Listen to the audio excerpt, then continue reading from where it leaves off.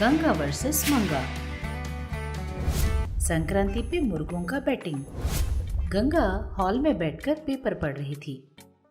तभी मंगा अपने कमरे से गाना गाते हुए बाहर निकलती है। अरे संक्रांति आ गई, हाय हाय संक्रांति आ गई।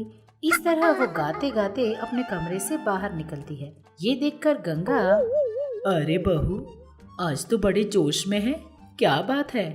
अरे सासू माँ, आप ऐसा कैसे पूछ सकती हैं? भूल गई कि अभी कौन सा त्योहार आने वाला है? कौन सा त्योहार? संक्रांति का त्योहार। हाँ तो?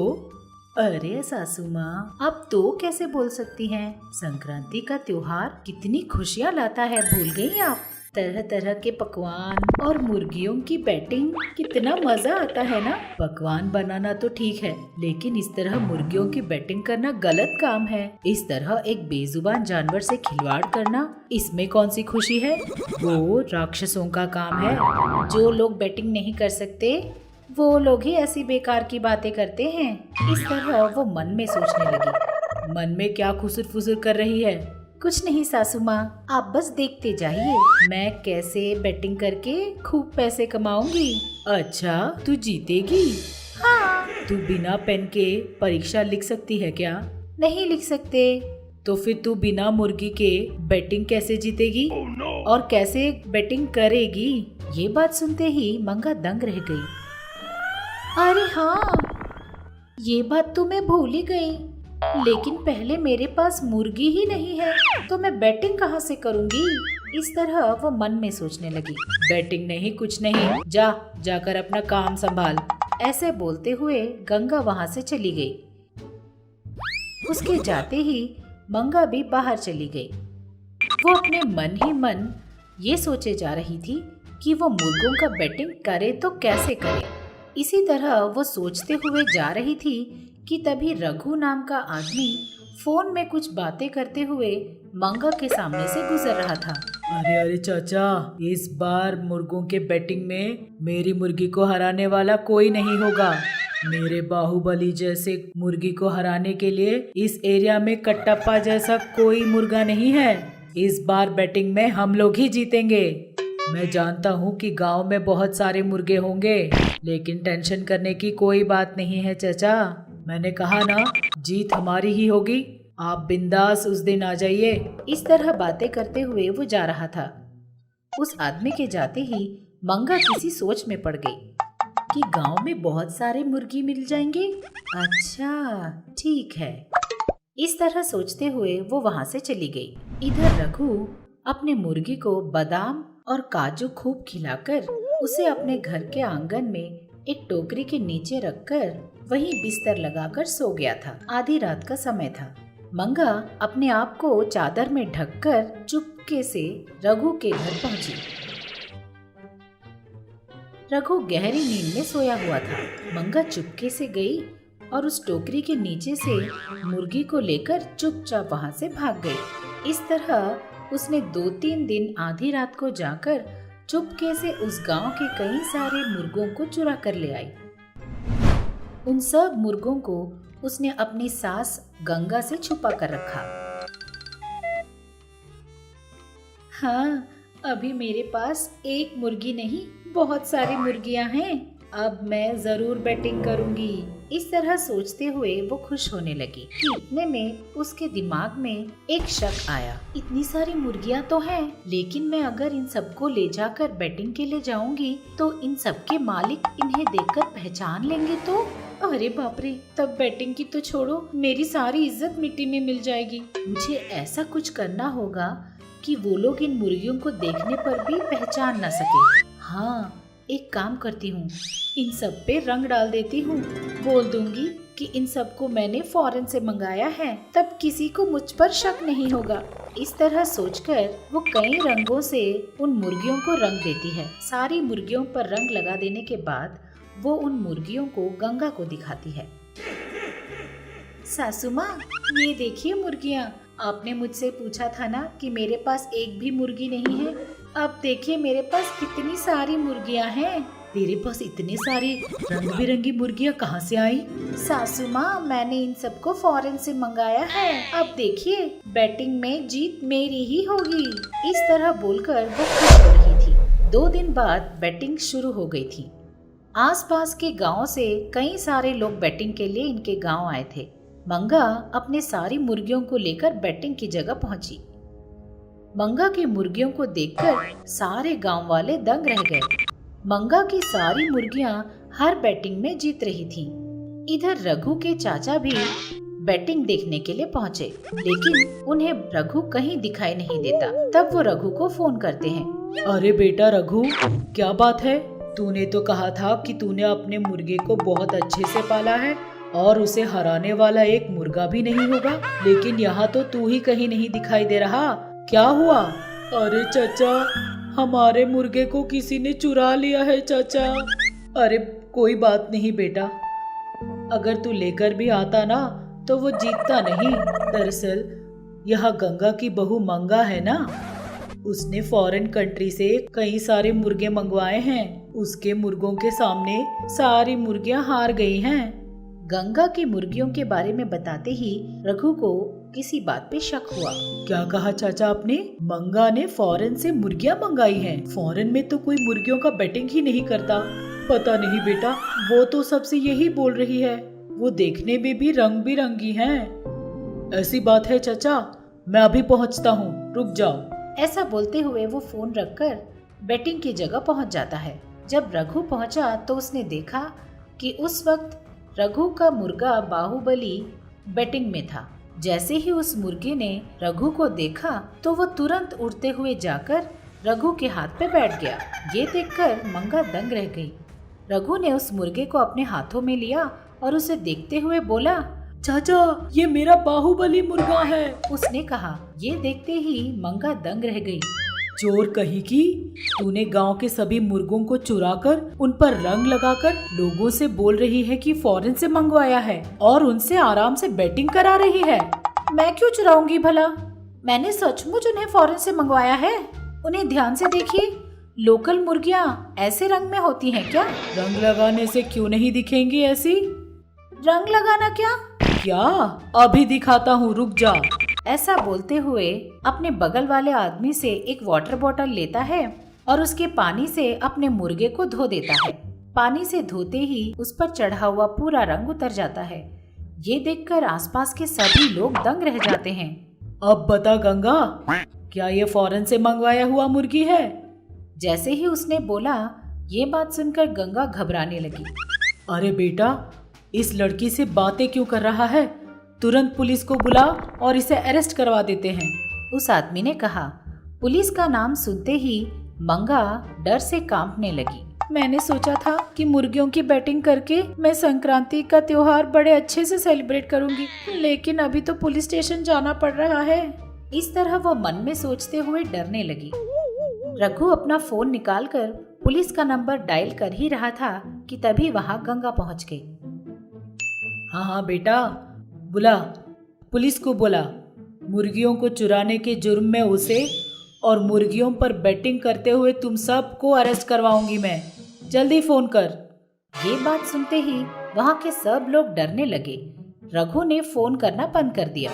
इन बेजुबान जानवरों पर बैटिंग करके उन्हें लड़वा कर खुश होना तुम्हारी गलती है और उन मुर्गों को चुराना इसकी गलती। चुपचाप सब लोग अपने अपने रास्ते निकल जाओ, वरना मुझे पुलिस को अभी बुलाना पड़ेगा। गंगा की बातें सुनते ही सब लोग अपने अपने रास्ते भाग गए और मंगा अपनी सास के पास आई। बहुत बहुत शुक्रिया सासू माँ, आपने मुझे बचा लिया। अगली बार तूने ऐसी गलती की तो तेरा मुंह तोड़ दूंगी मैं, समझी? तुझे बैटिंग करने की क्या जरूरत?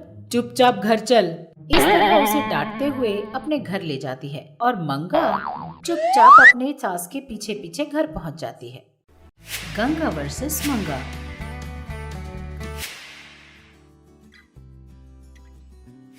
गंगा हॉल में बैठकर सब्जियां काट रही थी।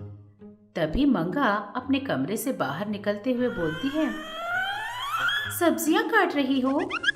अभी तो हमने खाना खाया था ना सासू माँ, इतनी जल्दी क्यों? अभी मेरे पास करने को कुछ है नहीं, इसीलिए कर रही हूँ। तुम कहाँ के लिए निकली हो? शॉपिंग पे जा रही हूँ सासू माँ। शॉपिंग? अभी क्या खरीदोगी? छोटी छोटी चीजें खरीदनी है सासू माँ, मैं जल्दी ही घर आ जाऊंगी। ठीक है, जा। उसने कहा। मंगा वहां से बाहर निकलकर एक ऑटो लेकर मार्केट पहुंची। उसने वहां हर तरह के दुकान में घूमा। घूमते घूमते मंगा एक चूड़ियां बेचने के दुकान पर पहुंची। हाँ, चूड़ियां खरीदती हूँ, ऐसा सोचते हुए वो उस दुकान के अंदर पहुंची। वो वहां रखी सारी चूड़ियां देख रही थी कि उसके बचपन की सहेली सुजाता वहां दिखी। उसे देखते ही मंगा दंग रह गई। खुशी से बोली, अरे सुजाता, तू यहाँ कहाँ से आ गई? क्या कर रही है? तूने तो बताया ही नहीं कि तेरी शादी हो गई। और कौन सा महीना चल रहा है? तुम्हारे पति क्या करते हैं? उसने कहा। मंगा को देखकर सुजाता दंग रह गई, लेकिन सुजाता ने कोई बात नहीं किया। थोड़ा डरते हुए उसने बोला, मुझे माफ कर दीजिए, आप किसी और को देखकर आप कोई और समझ बैठी। मैं आपको नहीं जानती। उसने कहा। ये बातें सुनकर मंगा दंग रह गई। क्या? मुझे नहीं जानती? हम बचपन में मिलकर पढ़ाई करते थे। मैं मंगा हूँ, मंगा। याद नहीं आया? सॉरी। ऐसा बोलते हुए सुजाता की जेठानी माधवी वहां आकर बोलती है, अरे कस्टमर से इतनी देर क्या बड़बड़ कर रही है? जल्दी चल, टाइम हो रहा है। ठीक है बहन, चलते हैं। ऐसा बोलते हुए दोनों वहां से चले गए। सुजाता पीछे मुड़ते हुए देखते हुए जा रही थी। तब गंगा सोची, इसे क्या हुआ? हम दोनों ने 10वीं तक मिलकर पढ़ाई की है, मुझे कैसे नहीं पहचान पाई? कुछ तो हुआ है इसे, ये मुझे पता लगाना होगा। पहले इसका पीछा करना चाहिए। ऐसा सोचकर वो उसका पीछा करने लगी। सुजाता माधवी दोनों पैदल चलते हुए जा रहे थे। उनके पीछे ही थोड़ी दूर पर मंगा उनके पीछा कर रही थी। इतने में माधवी बोली, अरे इतना धीरे धीरे चलने के बजाय थोड़ा जल्दी नहीं चल सकती क्या? हाँ, आ रही हूँ दीदी। हाँ, एक बात बता, वो लड़की कौन थी? उससे क्या बता रही थी तू? मैंने उससे कुछ नहीं बताया दीदी। देख रही हूँ तेरे कारनामे। तुझे ऐसे नहीं, घर चल। घर चलकर तुझे 2-3 चाबुक मारूंगी ना, तब जाकर तेरी अकल ठिकाने आएगी। इस तरह वो डांटते हुए उसे अपने घर ले जा रही थी। दूर से मंगा उन दोनों की बातें सुन रही थी। पता नहीं सुजाता उस औरत से क्यों डर रही है। इन दोनों के बीच क्या चल रहा है, मुझे पता लगाना होगा। ऐसा सोचते हुए वो उनका पीछा करते हुए उनके घर तक पहुंच गए और वहां एक दीवार के पास खड़े होकर झांकने लगी। जब सुजाता ने ये सब देखा तो वो अपने जेठानी से नजर बचाकर मंगा के पास पहुंची और बोली, मुझे माफ कर दे यार, उस वक्त मेरी दीदी वहां पे खड़ी थी। मैं किसी से बात करूं तो उन्हें पसंद नहीं आता, मारती है, डांटती है। अरे क्या बोल रही है तू उससे क्यों डरती है भला?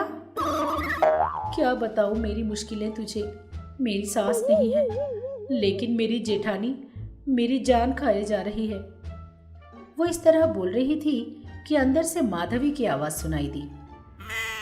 अरे ओ कल मुही कहीं की, कहाँ मर गई?